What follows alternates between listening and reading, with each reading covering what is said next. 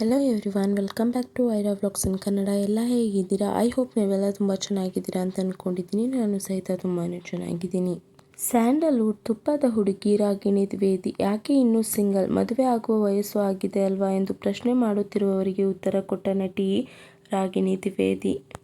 ಮದುವೆಯಾಗಿ ಮಕ್ಕಳು ಮಾಡಿಕೊಳ್ಳುವುದು ಒಂದು ಬ್ಯೂಟಿಫುಲ್ ಲೈಫ್. ಎಲ್ಲರೂ ಮದುವೆ ಆಗ್ತಿದ್ದಾರೆ, ನಾನು ಮದುವೆಯಾಗಬೇಕು, ಬಾಯ್ ಫ್ರೆಂಡ್ ಹುಡುಕಿಕೊಳ್ಳಬೇಕು, ಮಕ್ಕಳು ಮಾಡಿಕೊಳ್ಬೇಕು ಎಂದು ಮತ್ತೊಬ್ಬರ ಪ್ರೆಷರ್ಗೆ ನಾವು ಮುಂದುವರಿಯಬಾರದು. ಯಾಕೆಂದರೆ ಈಗ ಖುಷಿಯಿಂದ ಮುಂದುವರಿದು 2 ವರ್ಷ ಆದ್ಮೇಲೆ ಬ್ರೇಕಪ್ ಅಥವಾ ಡಿವೋರ್ಸ್ ತೆಗೆದುಕೊಳ್ಳುವುದು ಸರಿಯಲ್ಲ.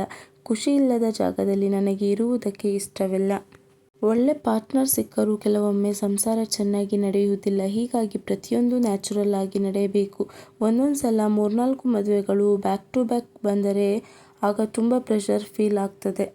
ಓ, ನೀನೊಬ್ಬಳೇ ಇನ್ನೂ ಸಿಂಗಲ್ ಹುಡುಗಿ ಇರುವುದು, ನಿನ್ನ ಮದುವೆ ಯಾವಾಗ ಎಂದು ಪ್ರತಿಯೊಬ್ಬರು ಪ್ರಶ್ನೆ ಮಾಡ್ತಾರೆ. ದಯವಿಟ್ಟು ಬಿಟ್ಟು ಬಿಡಿ.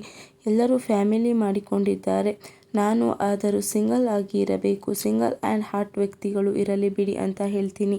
ಈಗ ನಾನು ಖುಷಿಯಲ್ಲಿದ್ದೇನೆ, ನೆಮ್ಮದಿಯಾಗಿದ್ದೇನೆ, ಹಾರ್ಟ್ ಆಗಿದ್ದೀನಿ. ಈಗ ಲೈಫ್ ಎಂಜಾಯ್ ಮಾಡಬೇಕು ಅಂತಿರುವೆ.